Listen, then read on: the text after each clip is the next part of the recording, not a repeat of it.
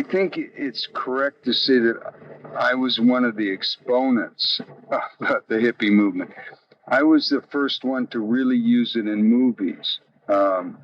Easy Rider was the first time. As a matter of fact, Steve McQueen and Peter Fonda all told me to get a haircut before I made Easy Rider. And I said, absolutely not. Steve said this long hair thing is not going to last. Steve never had long hair. Yes. He said it's not going to last. And Peter was convinced that he was right.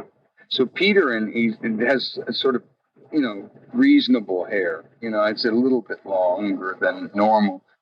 But I was also going and hanging out in San Francisco. I was hanging out in Haight-Ashbury. I was hanging out at Berkeley in the free speech movement. I was with Martin Luther King. I was watching the whole thing from a different perspective than Steve McQueen and Peter Fonda. And that's what I brought back. And also, we'd gone through the whole 60s. Easy Rider was made the Summer of Love was in 1967. So I was involved in the Summer of Love. I was involved in all the big happenings, the big love in Human Being in San Francisco, where there were 30,000 people in the park, and people were parachuting out and dropping acid to everybody out of airplanes. It was totally insane because LSD at that time was still legal. So to have gone through all that and there had been no movies made, it wasn't that I had started that. I had become part of something, and then at the end of it realized that nobody was documenting this at all.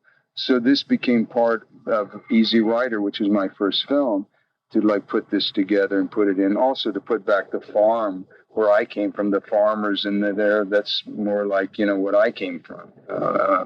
Not that I was in a large family like that, but that was which everybody, Bert Schneider, everybody wanted that out of the movie. I said, wait a second, So there was a lot of things. And then going to the hippie commune, that whole concept to show that part of what was going on in at the time. Nobody had dealt with it. And people were making movies, and I've said this many times, the big movie the year that I was Pillow Talk with Rock Hudson and Doris Day, which is a comedy about absolutely nothing. Not a bad movie necessarily, but that was the kind of films that were being made. And nobody used rock and roll in the music and movies. There had been some AIP, American International Pictures, very cheap things called Rock on the Beach or Bingo Blanket Party or whatever. These really cheap little movies that had some bad rock and roll in it, but nobody had ever used the music at the time. And it was also the first time that found music had ever been used. I didn't have a music score. Always had written music scores for movies. What I listened to on the radio as I was editing the movie, because I edited the movie for over a year. Because when I went out and shot it, I couldn't see what I had. When I came back, I had 75 hours of film.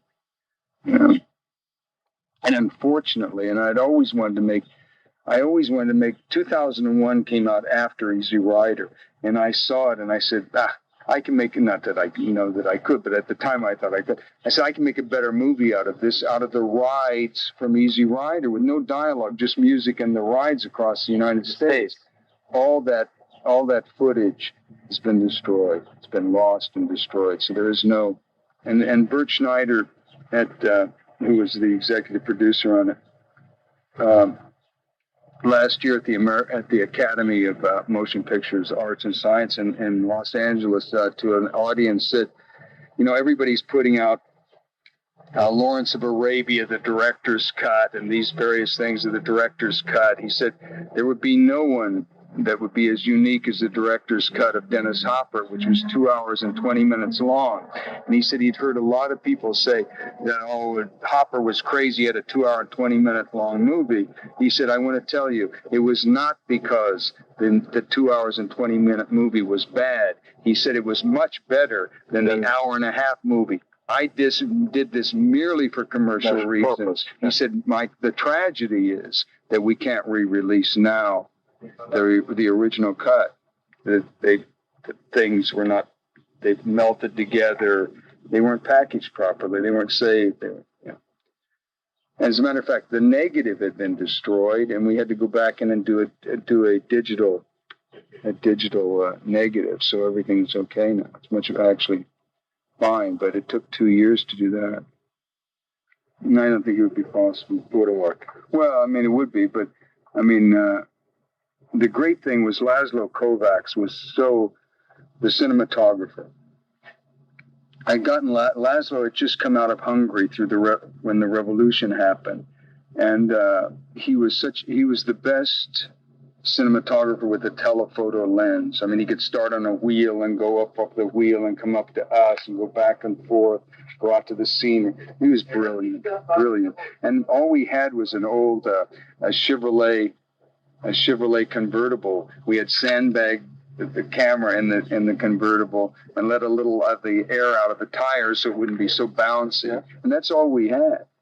And the bikes, we had one truck we kept the bikes on, and then we'd drive, and then we'd shoot and put the camera in the back of the convertible and bounce along and do the shot. So it would be possible to do it, but I wouldn't have, Laszlo Kovacs is still alive.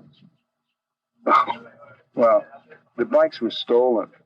And Hell's Angel was taking care of the bikes, and a guy named Tex, and then he went out. A couple people got shot, and Peter says that he thinks the bikes were cut up and chopped up and made into parts for they're just gone.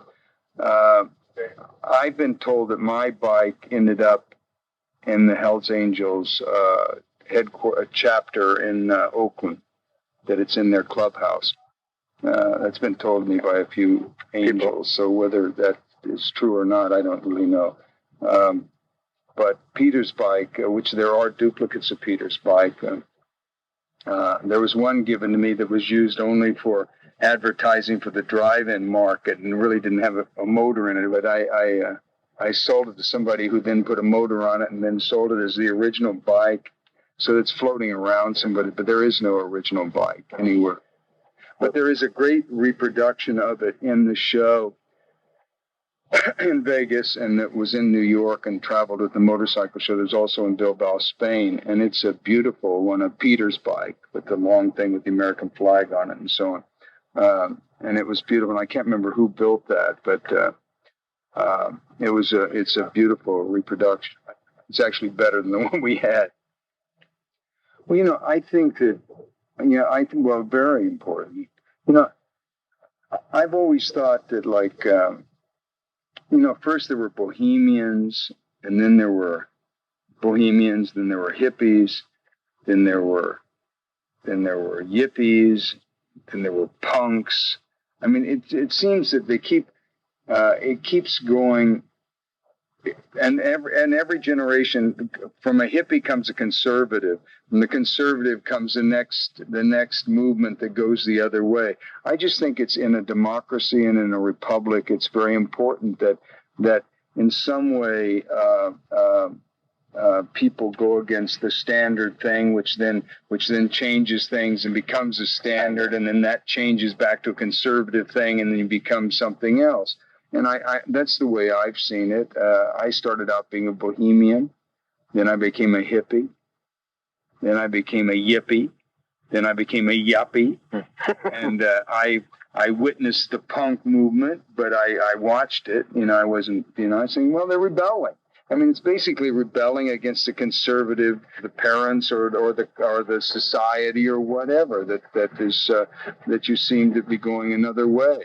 And I just find this a good human thing that creates good things, not bad things. I think in the beginning everybody's shocked by it. Oh my God, it's my son or my daughter is doing this and so on. But then that becomes the way. And then they're looking, wow, maybe I was wrong. And then the next generation comes back and says, no, I'm going back to being conservative and doing it. And yeah, that's good. And then it comes back and that rebels against that. And I think this is just a natural way evolution takes care of us. Mm-hmm. You're terrible if we were all the same forever and ever, and nothing changed. Absolutely, I mean, I've for years talked about that. Right now, we're chapel builders. we have to have all this equipment and all these electricians, and it costs so much to make money. And we're building chapels with all the lights, all the stuff. But someday there'll become the time of the easel painter, and it'll be the only hope for really independence. And the digital has now provided that. I went out and I shot this little thing. I was included in the Whitney Biennial this last year for the first time, and this year for the first time. And what I got in was not a painting or a photograph, but it was an 8-minute video that I made down in of a homeless girl down in Venice, California. And I went out and I had just a cameraman and myself. And I said to him, I went out and I wanted to shoot the girl waking up in the morning, so I went to early light. So I got there at 6 in the morning. By 9 o'clock, I said to the cameraman, I said, it's really far out. I said, I used to think of myself at getting that I could get between 27 and 32 setups a day, in film. And that was really, I thought, really a strong record and really, really working hard, that I could do that. And I said, I wonder how many setups I've had today. And he said, oh, I know. You've had 90. I'd had 90 in 3 hours. And that's because I could move from here to here without 30 people relighting and doing all the electrical things and all the trucks and the things. I just had to move it from here to here. So it's about learning how to respect it and use the digital in the same way that you would use a big camera with 30 people and lights, and so have the same kind of respect for it and treat it right. That doesn't mean that everybody can go out and make a movie any more than everybody can go out with a still camera and take a photograph. They can all go out and take a photograph, but a photograph that has some meaning to us later. But this does give it the opportunity that people can now go out and make a film. And you can now, rather than have to have $1 million at the low end of making a movie, to like having $10,000 to $15,000, you can make a feature-length digital movie, and then you can blow it up to 35 if you want to. Until we get digital projectors everywhere, you can blow it up for about $140,000. So for about $150,000, you can make a featured digital movie. Now that's a big breakthrough. It's a big breakthrough for everybody. So the time, what I consider the easel painter, the time of the chapel builders, is still here. Hopefully it'll always be in a certain way there. But the digital world has certainly opened everything up. Now they're putting in digital screens all over France. Digital projectors all over France. They're putting them in England. That'll make such a difference, because now, rather than hauling all this heavy film from one place to another, you just send it so you can send it by satellite up and right into the theater. You can just put a little chip and that can be what's sent. So it's going to revolutionize everything. Yeah. No, I think that the big thing is distribution. Really, finally, about everything, isn't it? It's how can you distribute it. And right now, it seems that Hollywood controls all the distribution.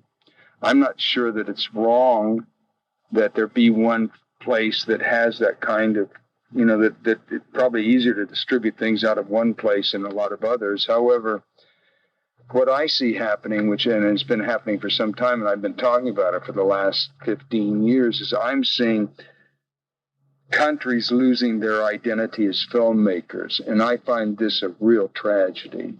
Italy had one of the great film industries here, and they don't have it anymore. France still has one. Germany, they're just coming back from the Second World War, but there were great traditions here. Sweden, so on. We're not seeing those films anymore in the United States. We're not. The distribution of these films, they used to be art houses in the United States. When I was a young man, there were probably 15 theaters in Los Angeles that played what we called art films, and they showed basically films from Europe. And they were all over the United States. It wasn't just the, they were in all the major cities in the United States, had places where you could see art films or foreign films. We have one or two theaters in Los Angeles now. They still have them in New York around, but not enough to keep foreign countries alive, or which at one time there was a market there was a market for those films in the United States. It doesn't exist anymore. And the independent films, yes, we have independent people making independent films, but do you get them distributed? No. You don't get them distributed unless you're with Miramax or Fine Art. And these companies are big, as you pointed out. They're with Disney, or they're with Warner's, or they're with the big studios now. They're not really independent filmmakers. So it's distribution, and how you can make a movie, but you have to have somebody distribute it. And the majors want to distribute their products, not yours. Huh. And so they'll buy your product, but they won't necessarily distribute it. Well, Sundance has tried. Robert Redford, I must say, has to really be admired. I don't really. He's not a friend. I've met him once or twice, only casually. But I think if we look at what he's done, it's really, really amazing. He started the Sundance Channel. And he has certainly Sundance, the film festival, is for independent movies. It's not for Miramax or whatever. It's for independent movies. And he has been the biggest boost, I think, than anybody. But still, somehow there has to be distribution for film. But you see, not everybody has that knowledge or that expertise. Unfortunately, to do that, I'm afraid. It's certainly a way. But I think also people, and let's go back to the Eames theory that people like to be seen. I think people go to movie theaters because they want to see things, experience things with other people around them. They want to laugh together. They want to cry together in some human way. And that's why I think theaters will always be important, rather than us having the personal experience ourselves. I think people want to gather, want to meet, and want to have a mass experience. And I think that's the great thing about theater. And hopefully that will always, I think it will always continue. And that the internet can't give us at this moment. You will be able to bring it into screens, into your home and so on. But I hope the digital thing, the digital theaters, that's going to open up everything. And then you can have internet the whole thing can work out of theaters. I was talking to this guy who was the head of financing at Time Warner, Jim Miller, and he said that he'd gone to Vegas and he saw a big projection, regular movie projection. He saw a digital projection. He couldn't tell the difference. He thought maybe even the digital projection may have been better. So they looked into it. It cost $5 billion to make all the theaters in the United States digital. It'd be over. $5 billion is $5 billion. Yes, sir. They ain't going to come up with it right away. But what an amazing thing. But at that point, what are the Teamsters going to do? The guys driving the truck are going to be out of a job. They're not going to be driving film to the theater. There's going to be huge, but this is going to be big. It's something that should be, it should be done.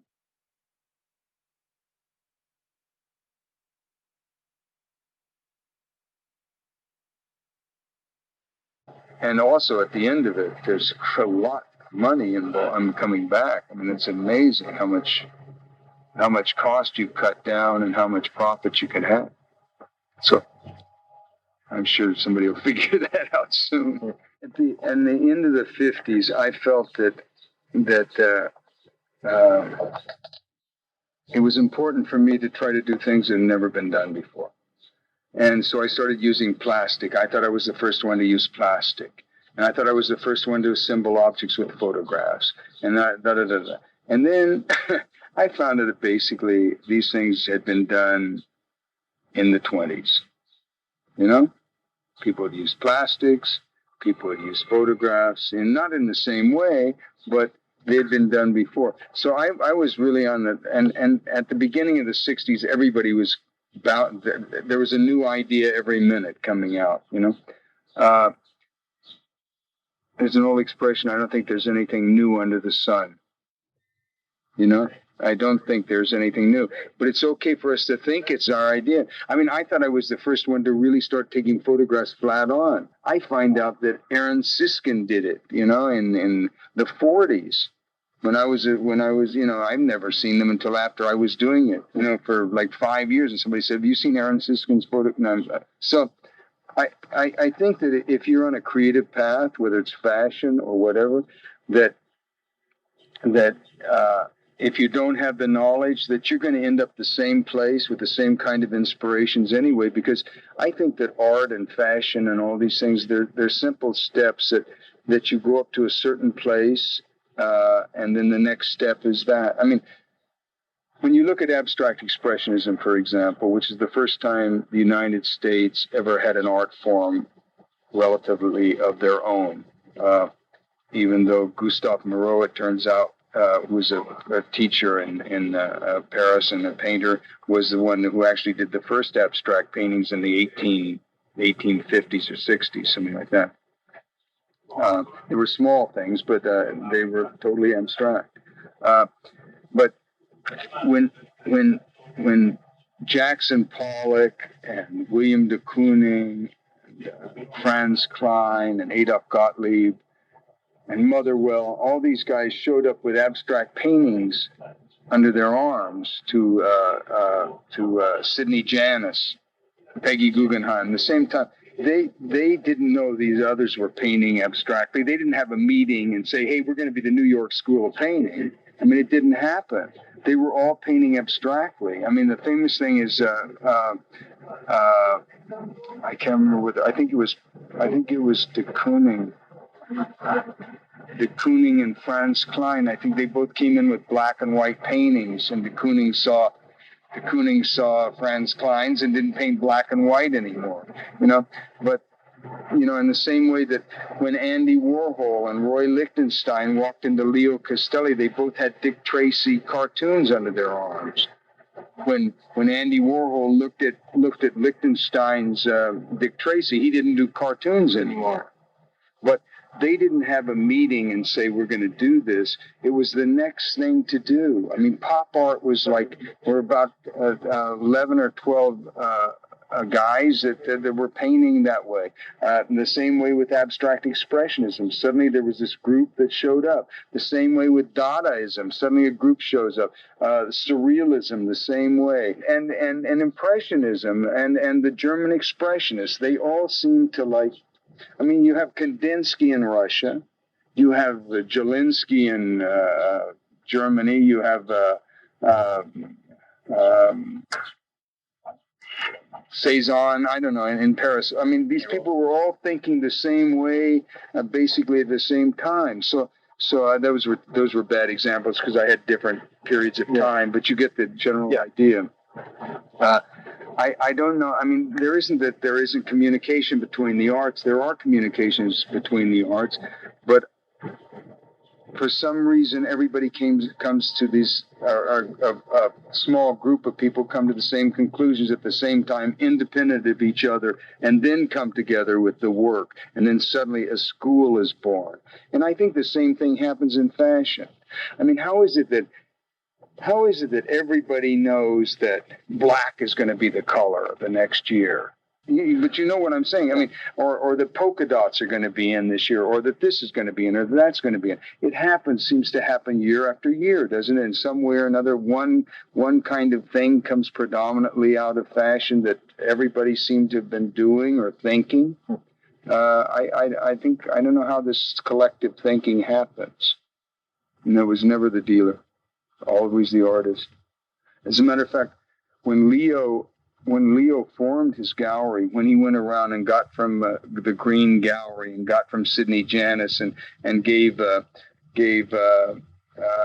Jasper John contracts for $150,000 a year with no stipulations about what they painted or how much work they painted, but just to get them into his stable, knowing that creative people aren't going to stop working because they suddenly have money for the first time, which was not a thought that was common, because mostly people thought if you give them money, they won't work. But in this instance, artists don't stop working. They just start making bigger things because they have more money to do it.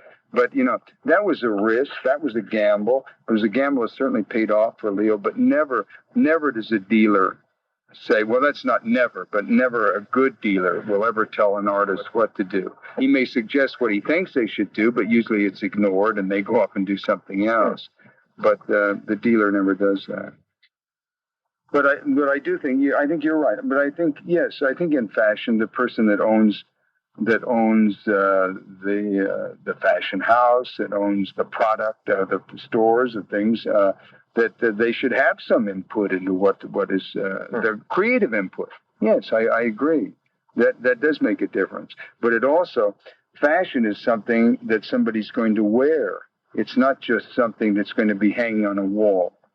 So at that point, and also it's something that has to be manufactured. It's not a man making one painting, but it's somebody making 5,000 shoes or 5,000 dresses or whatever. At that point, of course, the person putting up the money, the person that's going to, the consumer, and the person that has the store, all these things have to be taken into consideration. Yeah. But that doesn't mean that it isn't art at the end of it. Because collective thinking can still create art. Collective thinking makes movies.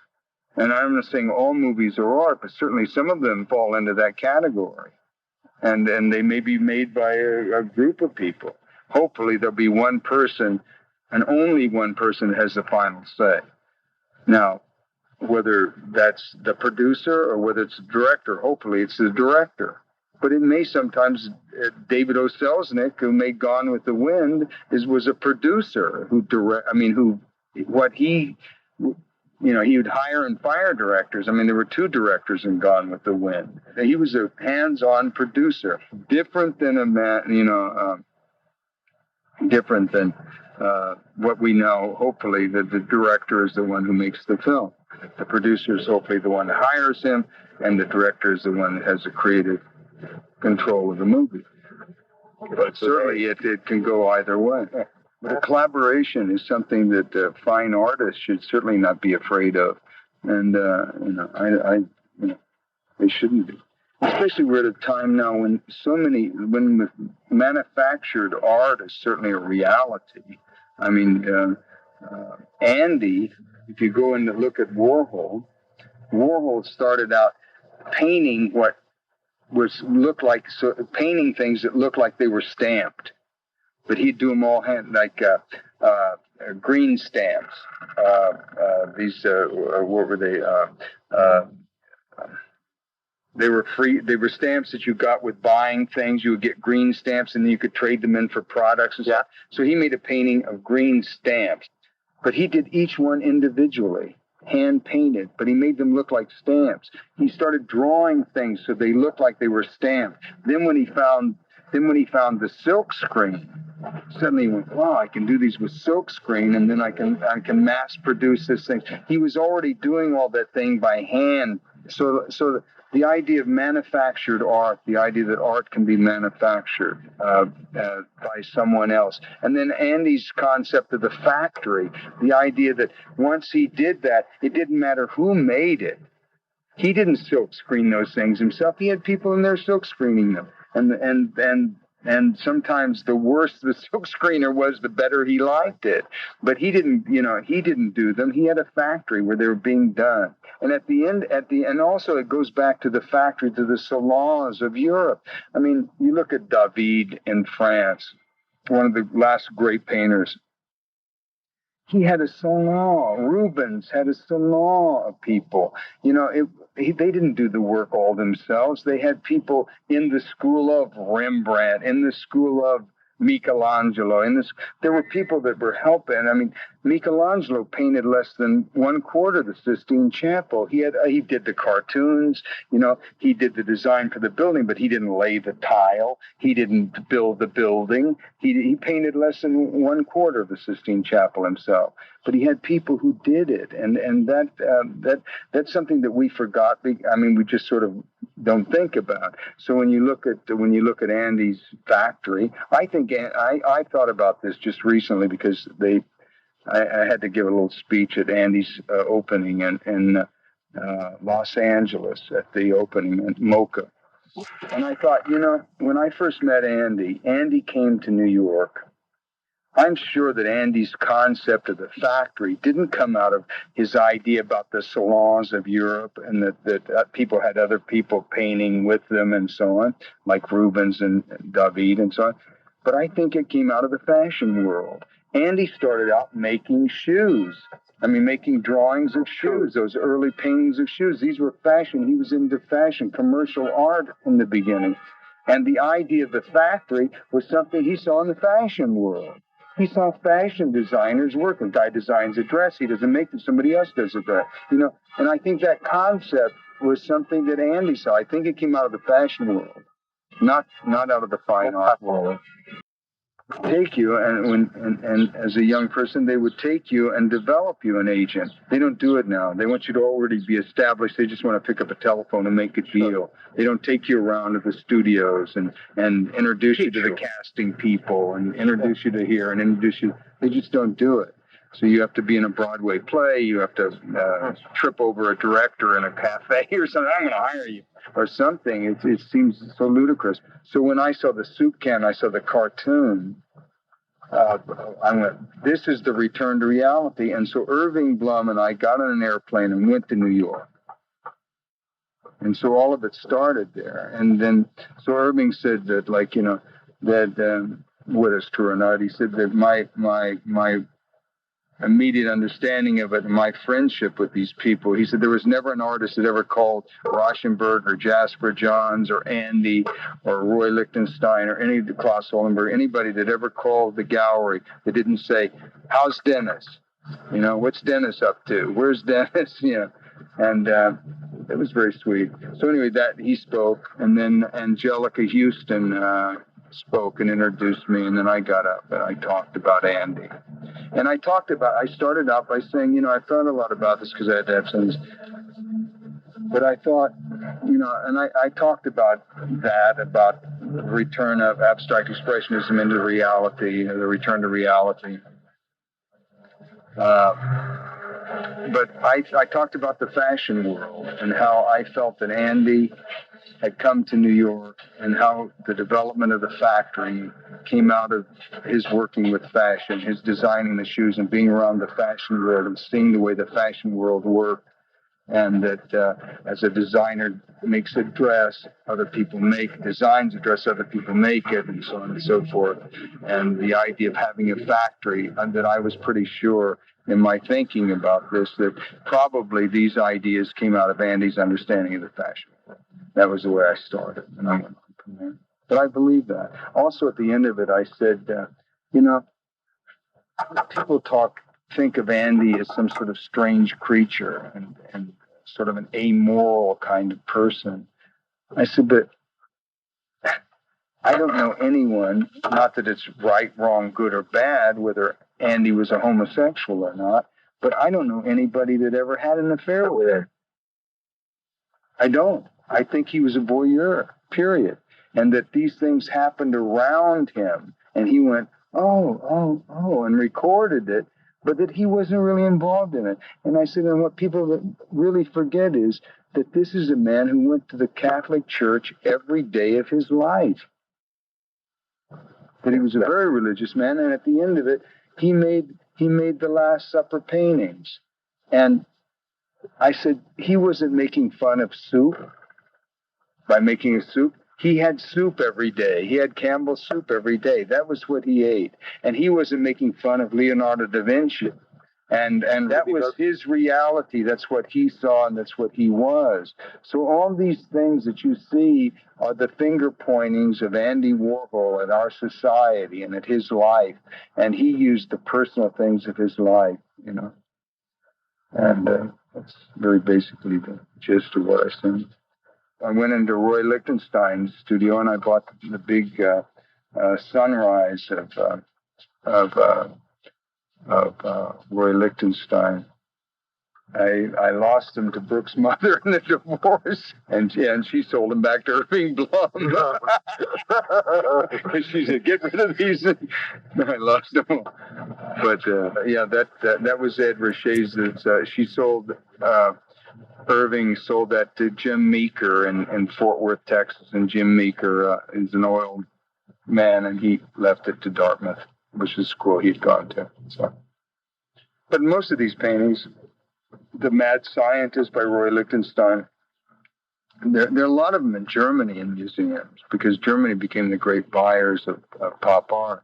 I mean, Andy's career had sort of gone down, and Bruno's coming in gave the rebirth to Andy in Europe, and Andy became really more famous over here, and the prices started going up, and then people started buying again in the States. But Germany, the market in Germany, through Bruno Bischofberger, yesterday they called me.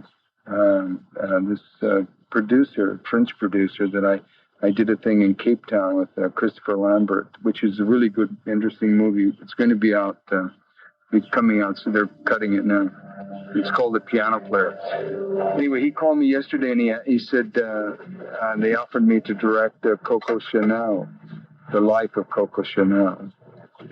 Could be incredible.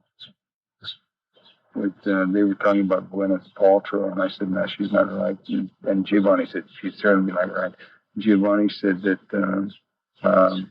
Isabella Johnny would be perfect for Chanel. But it could be, hopefully there's a good script. I mean, this is like, because you can't see what they've got. So I told him to send it. He said, well, it's in French. He's having it translated. He said to get it to me while I'm in Paris. So... sure, that would be incredible, I think. Huh? Altman missed. I felt Altman. I didn't care for that film. I felt there was too much improvisation and not enough storyline. It just didn't really. I mean, when he hits good. I mean, there's no question about Altman's talent, but he gets into an improvisational thing sometimes without structure, and you have to have. If you're going to improvise, you have to have a structure. You have to have a beginning, middle, and end, and middle, and end, and you've got to have some sort of outline that will take you from, various points. You've got to have those points. Otherwise, you just have a loose improvisation, and that's what it felt like. But who cares? It's not interesting at the end. I mean, there are interesting moments, but that's all. And you need a picture that makes sense all the way around. The one I loved was this thing, something stories, Los Angeles. It's wonderful. Shortcuts. God, that was good. About the earthquake. Incredible. A remake of The Fountainhead. Wow. You know the movie with Gary Cooper? It's my favorite novel. My favorite novel. And the movie was, even though Gary Cooper was in it, and Patricia Neal and Kent, the guy. He played not Clark Kent, that's Superman. Somebody Kent. He played Howard. The main character is Howard Rourke and Peter Keating. He played Peter Keating. I can't think of his name. And Dominique Franchon. I know this really well. I love this. I love this book. Warner Brothers owned it. When I get back, I'll check in and see what happened. I have some friends at Warner's. I'll find out what's going on. That's a terrific idea. Who would you see as Howard Rourke? Jeff Bridges. Jeff Bridges. He should start out younger, though. He needs to be younger than Bridges. We need to get somebody younger. He's a wonderful actor, Bridges. Yeah, absolutely. Howard Rourke. The movie, Gary Cooper, you saw the movie, no? Yeah. The novel is so much more powerful. The characters are so much well-defined. And the relationship between Dominique Franchon and Howard Rourke is so hot and steamy. My God, really, Yeah. Because that wasn't really, they were afraid of that relationship in that movie. They didn't really show that the way it was, the way it's written. And then to relate it back to Ed's, the fact that it was Ed's announced the first show in 1964. Well, I also owned the first painting, the standard station painting, which was 12 feet long. Great painting, man. It was really good painting. He only did one of just the standard station, which was that size, and then he did one that they were 12 feet long. Then he did one. There was a comic book of floating in the air. Yes, yeah. And then let's see. There may have been one on fire. She said she'd probably use it and try to maybe put it in the catalog. And then she thought maybe to show it as when I made it into a billboard, to show the oil painting of the double standard photograph. I made it then into a 22-foot billboard. It's in my show that was at the Stedelijk and then went to the MAC. It's a big billboard. Beautiful painting. When I was in the 60s, I used to take people down to the billboard company and photograph them. I took Rosenquist and Henry Geldzahler. I took a number of people down to the billboard factory, James Rosenquist mainly. And at that time, there were 80 painters in this place, Foster and Clyde's, with this billboard company. There were 80 painters. Today, there are only 7, and most of them just do white. They just paint things white because everything is done everything's done digitally now. And so I hired them to do these paintings.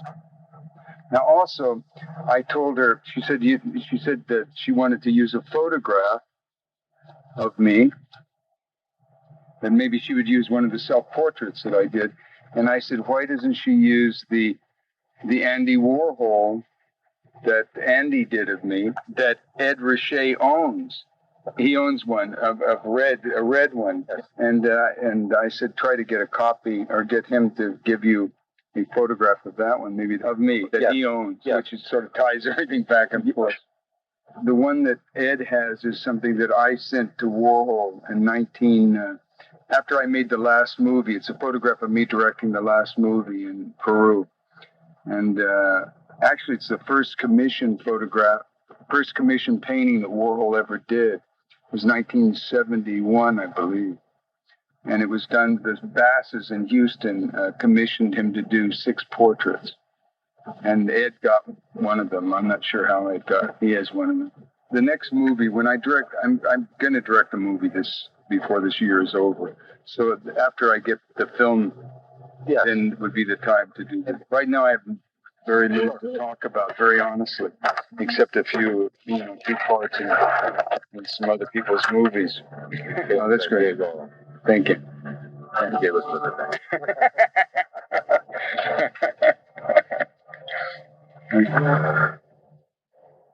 I've known Ed since 1962.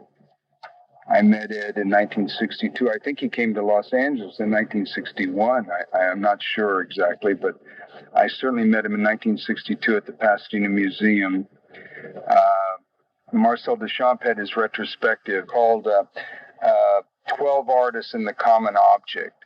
And Walter Hopps put it together at the Pasadena Museum, who also gave Marcel Duchamp his first and only retrospective the next year in 1963. Ed had a painting, it was a flying Spam can. Spam was a World War II meat that was put into cans, and he put wings on it and flames coming out. It looked like a jet plane, a flying Spam can. And Warhol was in that show, Lichtenstein was in that show, Oldenburg was in the show, and then there were other California artists, Dowd and Hefferton, who were doing large money. They were doing dollar bills.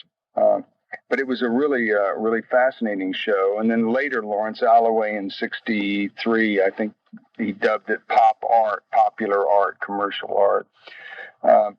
But that was the first time I met Ed, and Ed had just come out with Joe Good, another artist. They'd gone to school together in Oklahoma, and they drove out from Oklahoma, and then he moved to California. And then I did that photograph. In 1961, I did the photograph, the double standard photograph, and Ed used that as his announcement for his show in 1964 of the standard station paintings. Why did the connection? Well, the connection with Ed and I go so far back, and then he has Andy Warhol's portrait of me, son that he owns, and we've remained friends through the years. Damien Hirst and I met at about probably about 8 years ago in Berlin. It was the year that Christo wrapped the Reichstag. And we were on a jury that Wim Wenders had got us on at the Berlin Academy. And we were to pick, we saw over 300 commercials, and we were going to pick the best commercials that were done that year. And we became really, really good friends at that moment. I'd seen his work earlier. I'd seen the shark that he had put in formaldehyde and so on. I'd seen that before, but we became very good friends. And I just think that these two artists are really important artists. I think that Damien Hirst is the enfant terrible of the art world, and shocking, which is certainly part of our tradition in art, certainly coming from the last century. To shock was to go on and to improve everybody's aesthetic understanding of things. And Damien Hirst has certainly fulfilled that role. Ed Ruscha, in his own way, did that when he was younger. I mean, the word paintings and the things that Ed, the surrealistic attitude, and I call it real surreal, where something is not really surrealistic, but by putting various objects together, it becomes like a surrealist thing. I think Ed right now is the most important artist on the West Coast. I think because of Leo Castelli taking him under his arm at a very early age, and Ed has just maintained such a really high professional level through his entire career. And Damien too. They're both there for the long haul, you know, and they'll be around as long as we're looking at contemporary art. One day, a painting sold 2 weeks ago. One painting sold for $2 million, I think 5, and the next day he sold a painting for $3.8 million. And those are major. Well, first of all, to make a bag, to make something that is an object that is going to be used, and also to go from fine art into a commercial world. I mean, it's strange how all this like meets. I mean, I think that pop art opens so many avenues to like rethinking everything. I mean, what is commerce and what is art, and what is fashion, how these things melt together. And like, you know, is fashion art? Is commerce art? Well, of course it is. I mean, we all deal with it. In business, you're dealing with advertising and selling things.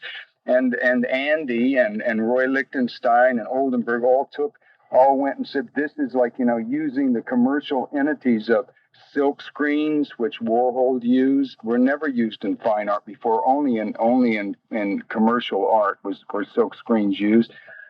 To use these things, and Rauschenberg then seeing the silk screen being used by Andy and what happened to Rauschenberg's work through the silk screens, the idea that you could make a billboard, you can make a lithograph the size of a billboard, when in fine art a lithograph was established at maybe 3 feet long by 2 feet high, and that was as big as they were ever made.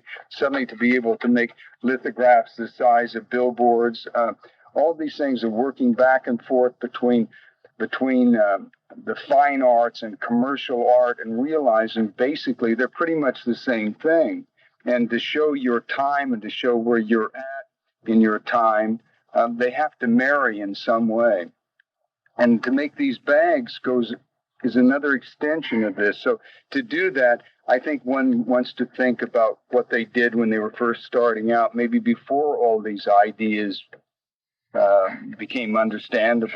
And I think that maybe that's why everybody went back to the beginning of their creative activity. Because this is a beginning also. To make a bag, to make something that somebody's going to use, is a big step for all three of us. Mm. And that bag will be worth more when she buys it.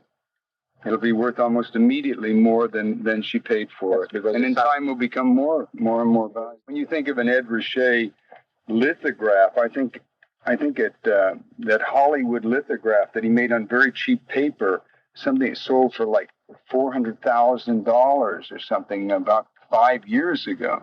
Ed Richet's, and they were like, I'm not even sure they were numbered. The edition of that. And Ed, at the time that happened, Ed said, God, it was made on such bad paper. And I said, do you have any more? And he said, no. But, it will be more valuable, and you're absolutely correct about that. Well, I think, I'm not sure of this, but I would think that Picasso, even going back to Picasso and Jean Cocteau, that they were involved in fashion, I think, and in fashion shows, creating various things. I believe that, but I was thinking more in them designing shows, like when where the models walk to do the design, the sets or things. I think that Cocteau and Picasso were involved in that at a certain time. But you're right about the futurists. That's right. They did do objects, and they did do I went and I walked down the array from Comme des Garçons.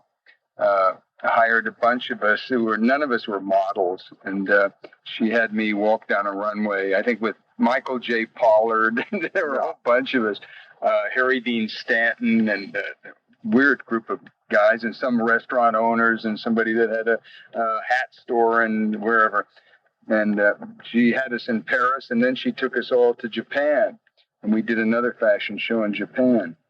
And that was, I think, the first time that anybody had ever really done that. And then Boss asked me if I would wear a tuxedo in New York and walk down the runway. And so I thought it was really, I find fashion to me is art. I can't distinguish between what fine art is and fashion. Any more than I can distinguish between acting and painting and taking a photograph. I think if you're involved in the arts, you have to look at commercial art, you have to look at fine art, you have to look at fashion, you have to look at acting, you have to look at motion pictures, you have to look at novels, you have to look at the whole internet, whatever it is, billboards. Our life is so quick now and so fast that to represent our time correctly, and I think that's an artist's responsibility in some way, whether he's shocking, whether he's making something new, he's still got to rely on old things. And it's to be able to perceive of what your time was like, so you can leave to another generation, perhaps, some visual evidence of your life, of your time. And that doesn't matter. That can be an abstract expressionist. If that's where he was, it's okay. But it doesn't, that was a period of time that happened. So I think that the more evolved we become, and the more communication we have, the more responsibility we have to move out of our little boxes and to embrace all the arts. And certainly, artists make fashion, and artists make commercials, and artists make make all the things that we visually see. Still, you have taste. You still have to. Not all pop art is great. Not all fashion is great. Not all movies. Not all, so there's still taste involved in the selection of what you choose to do, and this makes the difference. I think it's not what it is. It's how it's done. So if people love what they're doing and love their product, it's art. I don't care, because you put your life into it, and it's your life, and your life creates the art. Yeah. And at that point, I'm not sure that it matters what you're making. If you're making a meal, it can be a very artistic experience. So, Los Angeles to me is like visually empty, because I think the architecture there seems to be built for the next earthquake to take it down. And if you have anything that becomes almost like the brown derbies. There used to be these restaurants that were made like brown derby hats, and they were very famous, and they immediately tore them down. Immediately something becomes really unique, it's torn down in Los Angeles. But the one thing you do see are the billboards, and you do see the movie promotion, and you see a very pop art world. And I drive along, and I see the graffiti, and I see the things in the street that I look at that I can visually see. So, it's still a matter of selection. of what you want to see and want to let in, and how you deal with them. I think that Damien Hirst will be certainly one representing this time. I think as much as any artist living today, that Damien Hirst represents his new generation. He's much younger than Ed and I. So this is someone who will be making art. Hopefully that he lives. But even unfortunately, if he died today, I think we would have to look at Damien Hirst as someone who represented this time. I think this time is a very exciting, creative time. I remember going to England in about 1965 and 1966, and England was just bursting with creativity. I mean, the fashion was happening, and the music, rock and roll was hitting its top. You know, the Beatles and the Rolling Stones, and they were painting. Painting was happening. It was just a really creative time. I feel the same thing's happening in London right now, and I feel that's a barometer of Europe right at the moment. I feel it's happening, and I think that Europe is really a creative place right now. I think America is also a very creative place. I think there's really new energy. I mean, we have so many new inventions, like it seems old now, but the internet is relatively a new invention. People walking around on telephones constantly. I was thinking, what would people do 10 years ago? I mean, everywhere you go in the Vaporetta here, everybody's on the phone. You know, I don't know where they're getting the wires. I mean, I don't know how it's going through the air, all this, but with all these new things come new ideas and new creation, and you see it constantly. Unfortunately, I went into the Whitney Biennial, which, you know, in the United States, every 2 years they have a Whitney Biennial where they pick the best, what they consider the best American art. Unfortunately, I walked in there. Everything is now almost like going into a library. You have to read everything, or you have to push something to see something. There's hardly any painting at all. There's no paintings at all. I sort of miss paintings at that point, but you know, I'm of another generation. But the whole museum world has changed in the last 5 years. I mean, there's just a lot more video, a lot more things dealing with the internet, more writing, more words, more just a totally different look at art. But again, you have to select out of that, because some of the things are wonderful. It's a matter of selection again, and that's taste, and that goes really individually to people. But you still have to be taught about art. Art isn't something that one falls into. One must educate oneself if one's going to, because fine art has always been a very select group of people, mostly with money, who have really appreciated art. And the great invention of the museum, which was only in the 1800s. I think Napoleon was the first. I think the Louvre was the first public museum, I believe, in the world, that people can actually go in and they can look and learn. When Thomas Krenz was criticized for taking the Hermitage from St. Petersburg and the Guggenheim and putting it in Las Vegas, Nevada, in the Venetian Hotel, people said to him, "How can you do this? This is fine art. Take it to this terrible town." He said, "Look, fine art is for at this moment, is for a very small select group. I feel like I'm a missionary. I want to take art to where the heathens are, and the heathens are in Las Vegas. And if one child with his mother, while the father is gambling away their farm, goes into the Hermitage or goes into the Guggenheim, it could change that child's life. You know, this is what I want. This is what I'm about." So, and also it'll make money to generate the museum, so the museums can be a little more independent, not constantly raising money and trying to raise money to keep afloat. So all these things, I think, are good ideas, not bad ideas. I think that when things are going forward, they're better than going backwards most of the time. I agree with you totally, but the strange thing is this. In New York, the motorcycle show was the most successful show the Guggenheim has ever had. In Las Vegas, it's not a big hit, because they have car shows in Las Vegas constantly. So Las Vegas is used to motorcycles, cars, and all this, so they don't come. But the Hermitage where they have the the contemporary masterpiece of Chagall, Picasso, Cezanne, and so on. That's a hit.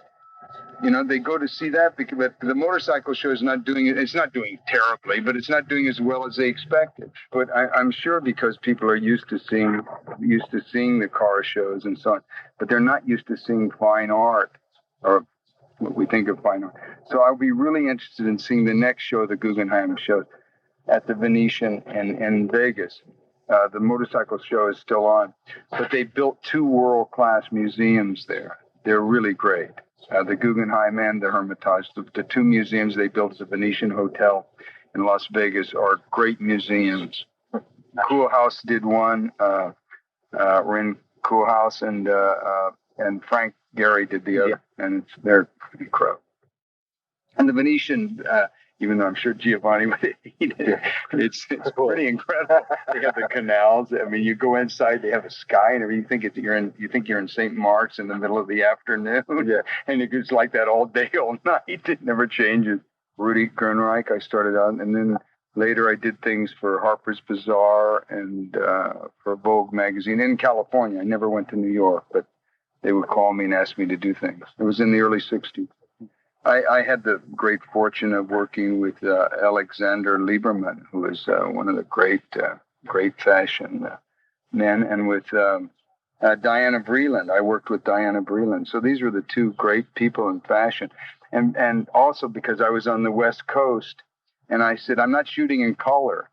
I'm only going to shoot in black and white, which was radical at that time. So they were very nice to me. They let me do what I wanted out there. I'm sure if I'd been in New York, it would have been a little different, but I was far enough away. But they were wonderful to me. I didn't do a lot for them, but I did 5 or 6 things, and it was fun. Inside paper and lights, and which I'm not against, by the way. I just, and very honestly, I didn't have the equipment to do it. I wouldn't have minded having a few lights. I didn't have it. She and Jack Hansen had a place called Jack's, and Jack's was the first place that, since the 20s, that had slacks for women. And they also introduced the miniskirt, which is Rudy Gernreich was the main designer for them, who was Austrian. And I did his fashion for 2 years. He felt sorry for me because they couldn't get any jobs as an actor. And he said, why don't you photograph me? So I went to work for him. And it was wonderful. I had a great time doing that. But it was very exciting. Very exciting. Sally Hansen and Jack Hansen having a place called Jack's, Jax. And they had pants. Rudy was the designer. They had pants, the miniskirt. Then Rudy did the topless bathing suit. And it was outrageous, but it made all the papers. And then Jack and Sally Hansen had a club called the Daisy. The Daisy was the club to go to. It was a private club in Beverly Hills. And be a member of the Daisies, and then the women would all go to Jack's, and very, very successful and very wonderful people.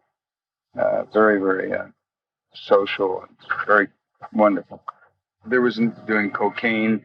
Might smoke a little grass occasionally, but even that was not open.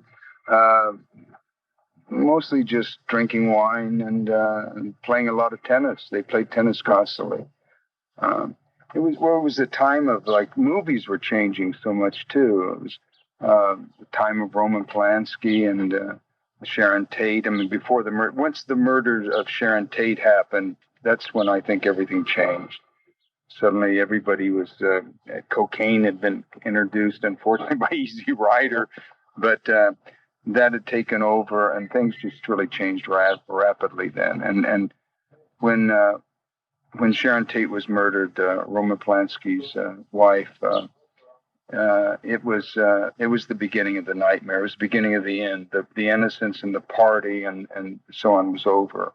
I remember we were all at the Daisy the night. Everybody was going to go to a party at Roman and Sharon's house that night. And for some reason, it didn't happen. I can't remember why. But everybody was at the Daisies when we heard that it had happened.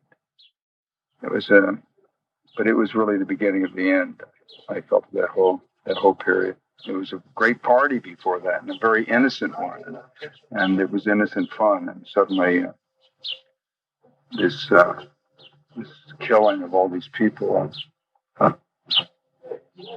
put a damper on it. And things changed. I mean, certainly you're right about James Dean and Steve McQueen. Steve was a very, very good friend of mine. He was a wonderful, wonderful actor. And we were in New York together. We had a motor scooter. We didn't have a motorcycle. We had a motor scooter in New York. And we would go to interviews, and he was in Kane Mutiny Court Martial. He was in the jury. He had no party, had no speaking thing. He just sat in the jury. At one time, he was late for a matinee, and we were driving, and I was on the back, and a guy opened his car door, and we hit the car, and we landed like 2 cars down. Anyway, he said, "I can't stop. You better probably go to the hospital. I got to go to the plane." He ran off the street. Very funny. Anyway, it was great. But he was a wonderful, wonderful talent, wonderful actor. He was the first guy to go in and do a television series. At the time, I thought that no one could do a television series and then go back into motion pictures because everybody thought television was very low. And to go into feature films, you couldn't come out of television. But he did Wanted Dead or Alive, this television series, and he did that for a few years and came right out of that and went right into movies and just was a huge star and a wonderful guy. And you're right, was very fashion changed around Steve McQueen and around James Dean, and they were totally 2 very different types. Dean was more the moody, introverted kind of like, strange guy on the screen. And Steve McQueen was very much the American, even though he really was the American sort of a little bit tough, but really nice guy, outgoing, athletic, bike riding, car racing, and he was those things. He did race cars. He was a tremendous. He was a national champion, a cross country motorcycle rider. I think when you're raised in a place like that, you want to figure out how you can get out of there. That's true. You just want to know where the trains are going. And in Kansas, you just have a horizon line. And I just wanted to know. I was born right after the Dust Bowl, which was where the whole Midwest blew away in a great dust storm because they'd used the land badly. Rather than rotating the crops and putting alfalfa in, which would give some iron back, they just grew back to the soil. They just grew wheat. And after a while, it was the Kansas and Indiana and all these places were the bottom of the ocean at one time. So it's very fertile land, but if you don't treat it properly, it just blows away. And so it became the Dust Bowl. And right after that, I used to, as a kid, till I was about 6, 7 years old, I used to have to wear a mask on certain days to go to school because the whole sky would just be covered with dust and the sun would be just a little dark glow. You wouldn't see a little orange ball. I used to tell people the first light I saw was in a movie theater. And I just want to know where they were making those movies. I got out of Kansas, got out of Dodge. There's an expression now, get out of Dodge. Well, I was born in Dodge City, Kansas, so I want to know how to get out of Dodge. And it was, I think that if you have that kind of drive, you've got to follow it and find out where these things, movies are made in Los Angeles, the theaters in New York. If you want to go to a museum, you got to go follow the smell, which way the wind's blowing. But I think that's it. And Dean told me his mother died very young, when he was very young. And he used to go and cry on her grave and saying, "Mother, why'd you leave me?" And then that turned into beating on the grave and saying, I hate you for leaving. I'm going to show you. I'm going to be somebody. I'm going to, and that kind of drive, I'm sure that Steve had, that I had, it comes out of some sort of desperate loving that turns into a real, it's a bad word people don't like to hear, but a hate. Not a hate of the world, but a hate of the situation, a hate of your plight, and that you want to be something beyond what's possible for you in the the everyday life that your parents want you to be. Because to be a doctor or to be an engineer, to be a professional person was really what your family wanted you to be. To be an actor, to be a painter, to be an artist was crazy. That was not something you should be. So the more that happens, the more that pushes you down, the more fight you have that you have to do it. Dean certainly had that. I know Queen had that, and I fell victim to the same. He was a tough guy. I mean, he was tough. Steve. So was Jimmy. And both of them. Because I really thought that I was the best young actor around until I saw Dean, and he was 5 years older than me, but he was doing things I'd never ever. I mean, I was more like an English actor. I'd come out of Shakespeare. I was doing line readings and gestures, and everything was a preconceived idea. And he was improvising and doing things that where's this on the page? It's nowhere I can read this. Where's this coming from? But it was amazing to watch him act. And he only made 3 movies. I was in 2 of them. It became like he would come and watch me act, give me advice, and then when he was playing the old man and giant, he asked me to come on the set and to watch him when he was doing scenes with Carol Baker and so on, to see if he really looked old. Because he was only 25. He was playing a guy in his 70s at the end of Giant. And I remember seeing, he was doing one scene with Carol Baker in Giant, and he's proposing to her, and he's drunk and he's old, and he kept coming to me saying, am I looking old? I said, Jimmy, you look so old. You couldn't fuck her with your if you wanted to. I said, it's going far. But he was such a great actor. I mean, he invented such incredible things. It's really tragic. I mean, his death was tragic, and it really, because I really believe in destiny. I think that I can't, it's my way of thinking. When he died, I just had to rethink everything. I mean, it really screwed me up for years after his death. Also, he would block his own scenes. He would refuse to let the directors block him. So he said, "No, I block it. You set your camera after I do the scene." Well, this was radical. So like when he died, I would go in and say, and they say, "You're out of here. You're on your way to New York is where you're going." So anyway, I got blacklisted, but he was a great guy to have dinner with, and I loved him at the end of all this. I was one of 13. He was so hated. I think there were only 13 people at his funeral, and I was one of them. But he, I did 3 movies with him. And that's more than I've ever done with anybody else as a director. I think I did 2 with Francis, but 3 movies. I did The Sons of Katie Elder. Let's see, From Hell to Texas, The Sons of Katie Elder, and True Grit. And True Grit I was doing when in the middle of editing Easy Rider. I went up and did 5 days with Hathaway, and I didn't want to do it. But Bert Schneider, I was working for her, said, "You go over and do it for the old man." And get it that.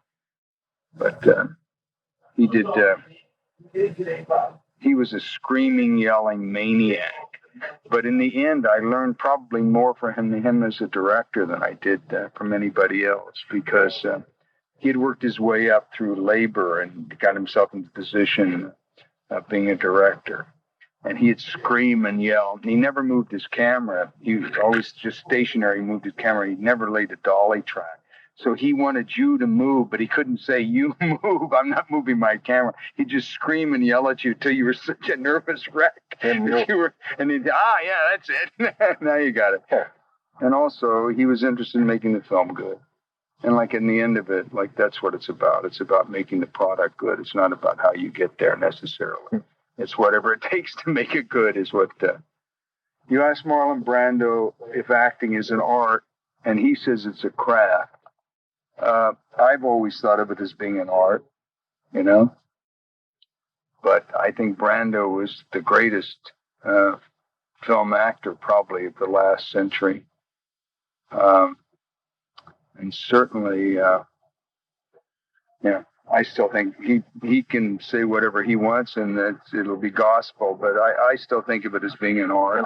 And and then people ask me, well, how can you act and direct and take photographs and paint and do conceptual things and do fashion and do these various things? Why do you cross over? And I don't see it as crossover. I think it's all of one thing. I being a naive farm boy from Kansas, I didn't think there was any difference. I still don't think there's any difference. I think that if you're going to direct movies and you're going to be an actor, you should know all these things. I mean, Richard Boleslavsky he was with Stanislavski in Moscow. Stanislavski wrote the great book, An Actor Prepares, which is a very thick book. Richard Boleslavsky wrote a little small book called 6 Lessons in Acting by Richard Boleslavsky. And Boleslavsky left Moscow and he went out in the country and he took students to the country. And Stanislavski stayed with the Moscow Art Theater. But the first chapter in 6 Lessons in Acting, it's written like a play. It's the teacher and the creature. And the creature is a young woman who wants to be an actress. And she comes to the teacher and she says, I want to be an actress. And he said, you want to be an actress? You come to me and you say you want to be an actress. Do you know about the great sculptures of your time? Do you know about the great paintings of your time? Have you read the great novels of your time? Do you know about fashion? Do you know about this? Do you know about... He lists all these things. And she says, no. And he said, how dare you come to me? You must know all these things before you come to me and ask me to be an actress. So I believe that, and I don't believe there's a difference. I think that if you're involved in the arts, and I consider acting an art, that you should be involved in it and you should try to understand it, especially if you're going to direct a movie. It surprises me that so many directors and so many people in Hollywood that make films have no relationship to fine art at all. They don't collect paintings. They don't go to museums. They have no knowledge of this. And I find this, how can they be in a visual art form like film and not have an understanding of these other areas? It seems idiotic to me. And yet they make, it's not that some of them make very good films, but it was always very confusing to me. I didn't understand it. The only people, when I went to Hollywood, that collected art were 2 actors, and they both played heavies. One was Vincent Price, and the other was Edward G. Robinson. And they were the guys that played the bad guys in movies, and they were the ones that had the great art collections. So, and there were no real, except for Billy Wilder. Billy Wilder collected art. But none of the other directors that I remember from the 50s or 60s collected paintings. They just didn't do it. I did see a book that had Billy Wilder, that he'd made it. I didn't realize. Yeah, that's funny. After I had it, I knew Eames. Charles Eames and Ray, his wife, were the first people to encourage me to take photographs. To continue taking photographs. But then later, when I married Brooke, Leland Hayward would go down to Charles Eames' studio because he had Eames doing a lot of work for him. He did some television show about. He did a thing on the earthquake in San Francisco, and he had Charles Eames do it all in stills and move the camera in and move it. I think it was the first time it was ever done. And I became really fascinated with them. They were making things for the World Fair, where they were for IBM, where they were having you would go in on one level and it would explain to you on these various multiple screens how the computer works, how an IBM computer works. And it would start off with a man talking, and he would say, now here it was a race, a car race, and here's the speedometer, and here's going around this corner, and here's the man's driver's license, and here's this here's a picture of his wife and his children, and so on. And you start seeing all these things coming at you at the same time. He's racing, hitting a bale, hitting this, passing a car, and you see all the things identifying him. And at the end of it, you've come from a level where, because they drew this design saying people like to be seen. So they had this long ramp where people could walk up to go to the thing, so people could see them walking up, when they're in public, and go on the top. But while this was going on, this thing was dropping without you knowing it. And at the end of it, you came out on the ground level without ever having known that, and they said, this is what a IBM computer is. And this was really early on. But I had the experience of being able to go down there, and Ray and Charles, I would show them my photographs, and they say, oh, yes, go on, go on, go on. And they were wonderful, wonderful people. And they live, my house is only 2 blocks from where their old studio was. They were also the ones where I first knew that they built their whole house out of common objects. I mean, common things that you could buy in your local lumber store. They'd buy a regular sized door that's just naturally made for all doors of the same size, or all windows of the same size that you buy from the factory. And they use these things to create really wonderful new style homes, but they used all things that they could get from ready-mades. And just I was very fortunate. And then the other man that I learned an awful lot from was their partner was Gerard. He did all their fabric. He did all the fabrics for them, and he was the one that collected all the common objects. He would go to a foreign country. He has the folk art. He left his entire collection and made a museum in Santa Fe, New Mexico, called the Common Arts Museum, and it's popular arts. It's he'd go and buy in Mexico little clay figures of a wedding of a family, or he would go to Italy and get all these little curios that you would see in a curio shop that would have something to do with the culture, and he'd bring them back. He'd have drawers and drawers of buttons from India, or I want to say Gerard Philippe was an actor. His last name was Gerard. Alexander Gerard and Charles Eames, and they all worked for Herman Miller. And Gerard did the fabrics, and he'd introduce Mexican folk art and into modern furniture. And Eames would do the furniture, and he would do the fabrics for the furniture.